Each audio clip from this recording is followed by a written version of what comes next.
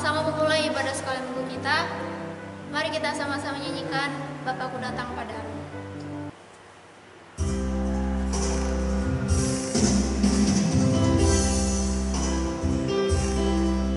Mari kita semua siapkan hati kita.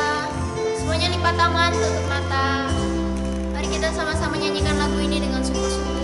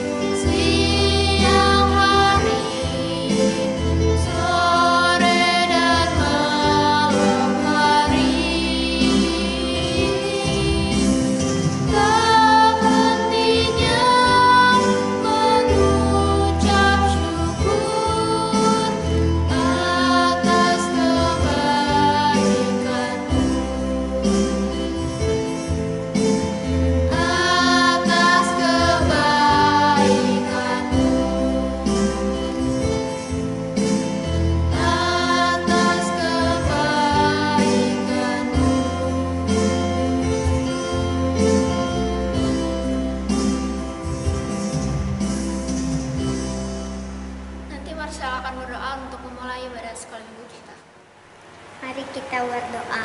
Tuhan Yesus, kami mau memulai sekolah ini. Tuhan berkati dari awal, pertengahan, hingga akhirnya nanti. Dalam nama Tuhan Yesus kami berdoa, ya amin. Sekarang sudah saatnya untuk kita memuji dan memuliakan nama Tuhan. Pasukan Kristus, siap. Yes, yes, yes. Yesus memang sip. Kita sama-sama nyanyikan Berani Tampil Beda.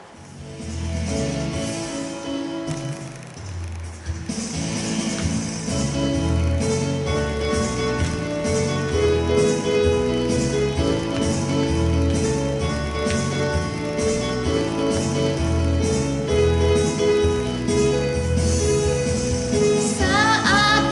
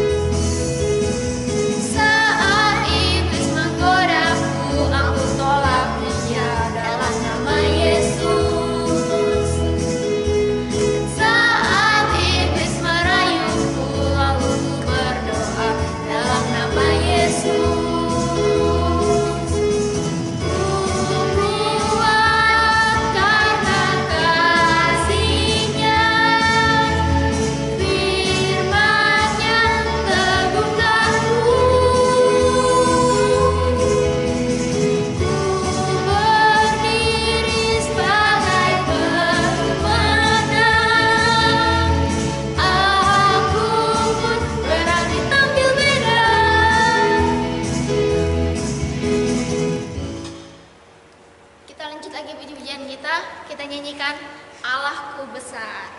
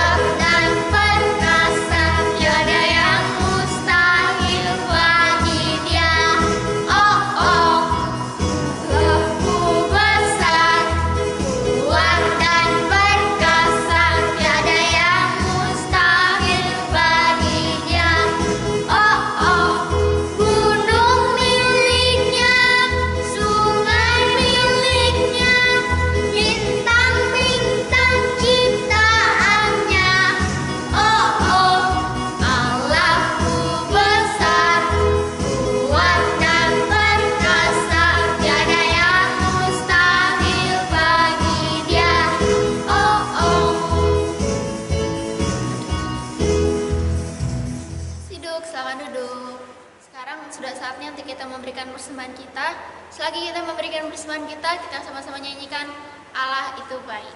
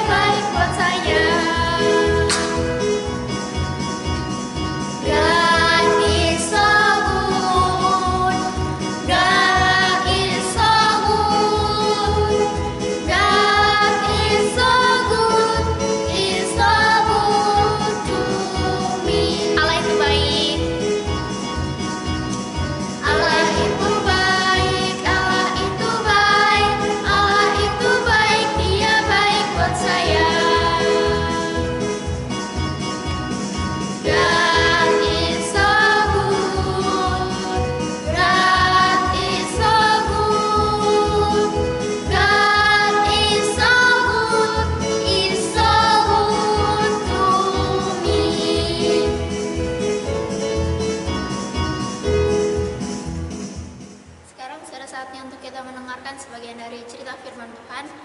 Tapi sebelum itu mari kita sama-sama nyanyikan Bapa Engkau Sungguh Baik.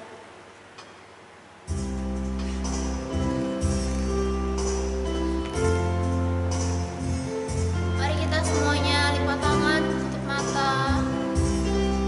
Kita sama-sama nyanyikan lagu ini dengan sepenuh hati kita.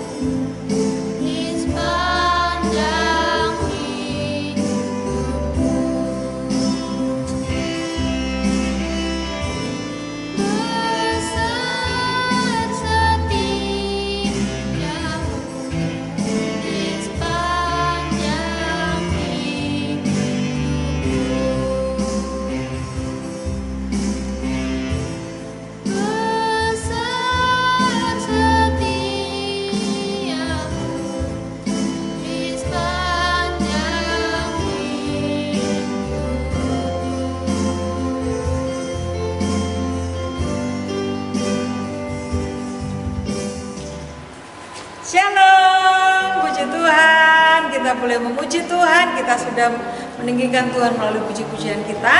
Sekarang tiba saatnya kita akan kembali mendengar cerita firman Tuhan. Ya semua, sebelum kita mendengar cerita firman Tuhan, kita akan berdoa terlebih dahulu. Semuanya sikap berdoa. Mari kita berdoa. Tuhan Yesus, kami bersyukur pagi yang indah ini Tuhan masih memberi kesehatan bagi kami. Sebentar kami akan bersama-sama untuk mendengar cerita firman Tuhan. Tuhan Yesus beri pengertian bagi kami untuk kami dapat mengerti kehendak Tuhan. Tuhan Yesus boleh memberkati setiap kami anak-anak-Mu yang mendengar cerita firman Tuhan pagi hari ini. Hanya di dalam nama Tuhan Yesus Kristus kami berdoa dan kami mengucap syukur. Haleluya. Amin. Tuhan, pagi hari ini kita akan kembali bercerita, masih melanjutkan cerita kita minggu kemarin, yaitu tentang Daud. Ingat bagaimana Daud dilindungi Tuhan dari serangan Raja Saul yang berusaha mau membunuh Daud. Tetapi Daud tidak balas dendam. Tuhan beri kesempatan untuk membunuh Saul, tetapi Daud tidak menggunakan itu. Daud tetap berbuat baik kepada Saul. Daud sudah berjanji kepada Saul bahwa kalau suatu saat nanti Daud akan menjadi raja, dia tidak akan membunuh keturunan Raja Saul. Pulanglah Raja Saul, dan Raja Saul masih harus menghadapi musuh-musuhnya. Raja Saul harus memimpin perang. Suatu saat dalam peperangan, Raja Saul mengalami kekalahan yang besar. Raja Saul mengalami kekalahan. Tentara-tentaranya banyak yang meninggal. Dan dalam kekalahannya itu, Raja Saul juga mengalami luka yang parah. Dan akhirnya Raja Saul meninggal dalam peperangan. Dan juga Yonatan, anak Raja Saul, sahabat Daud, juga meninggal dalam peperangan. Setelah Raja Saul meninggal, akhirnya Daud diangkat oleh orang-orang Israel menjadi raja. Daud pulang ke Hebron dan Daud menjadi raja atas Israel. Pada saat Daud menjadi raja, Raja Daud ini memimpin rakyatnya, memimpin bangsa Israel dengan bijaksana dan dengan adil. Raja Daud bersikap baik terhadap seluruh rakyat Israel. Dan Daud sangat disukai oleh rakyatnya, yaitu bangsa Israel. Suatu hari berkatalah Raja Daud ini, apakah tidak ada satupun dari keluarga Saul yang masih tinggal? Aku ingin sekali menunjukkan kasihku kepadanya.